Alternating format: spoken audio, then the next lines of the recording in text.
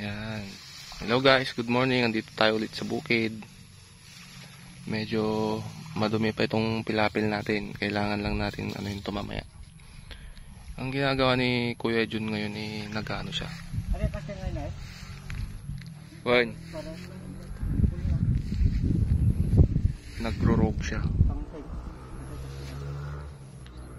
Katimon. Basta nung kasigurado, katimon. Sabi ko po, pag hindi sigurado, tanggalin.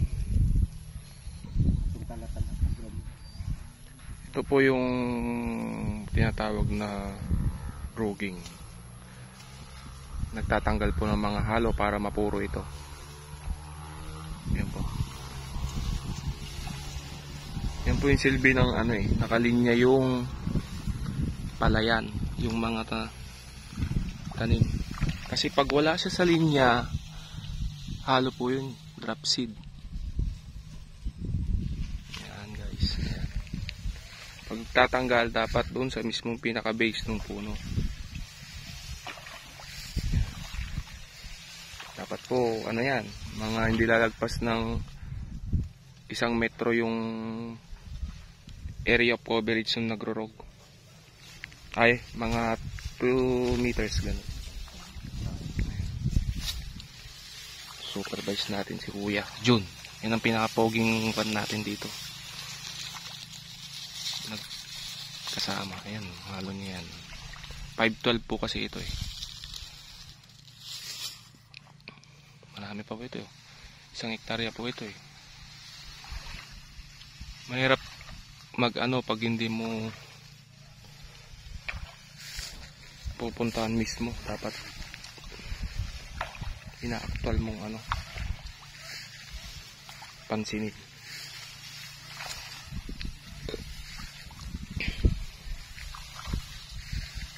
Ayun guys, yun may nakita ako dun.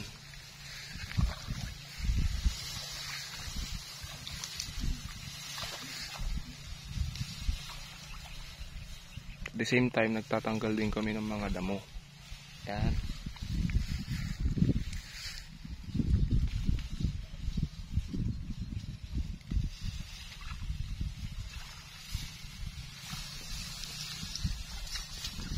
Yung ginagawa ni Kuya Jun, nagro-roguing siya.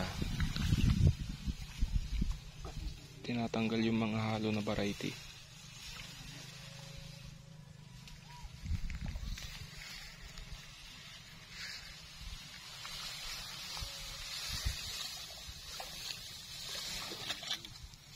Guys, marami pa to hanggang dun.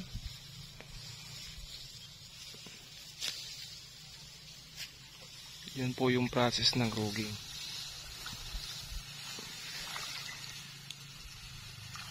Dapat po pag marami yan, magkakatabi yan na nagro-roguing. Mga 1 metro lang ang pagitan ng bawat tao para natatanggal talaga ng mabuti. Yun.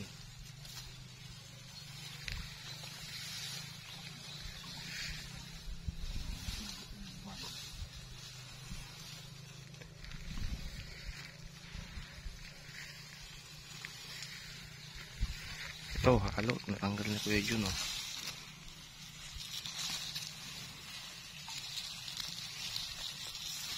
Paano po na-identify yung halo na ito? Ano po yan? Yung seeds niya, yung dahon niya, yung tangkad niya, yung color niya. Yan po, pag nahuhuli, kino-consider na halo.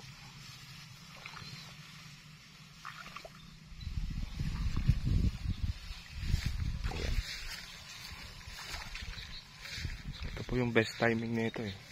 Dapat mga 3 days ago ganun, dapat nag-ano na rin eh.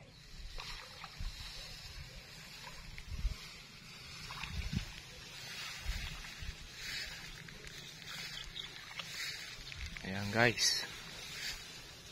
May ulit. Ayan.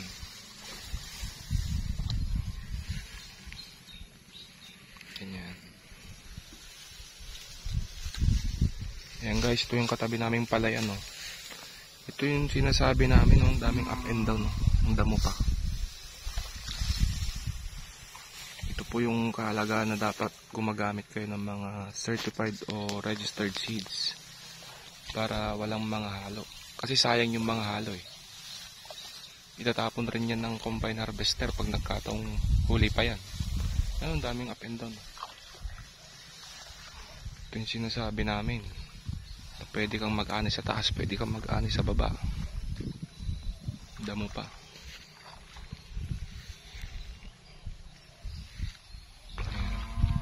Ito yung area natin. Nandun. Talaga sipag lang at syaga to. Mag-ano. Kita man dyan baka dapay na yun nata.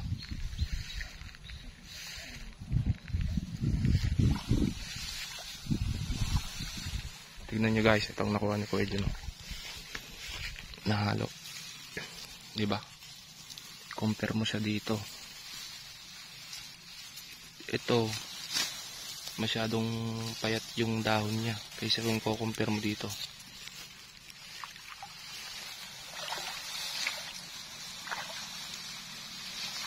Ito, feeling ko to 508 to. Yan.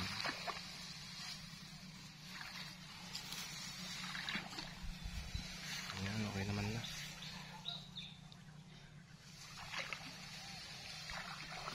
Ito po mag-ruging. Ipa-final pa po ito sa after 10 days siguro. Basta hindi sumabay, matangkad, yun nga po yung sinasabi namin eh. Yung kulay, yung butil, yung own po na tinatawag. Considered na halo din po sa amin yun eh. Yung may tusok-tusok sa Kung lahat po yun may tusok-tusok, halo yun. Hindi pa tayo nakakuha ng sample ng ganun eh. Yan guys. Ito at magtatabas lang muna tayo saglit ng pilapil.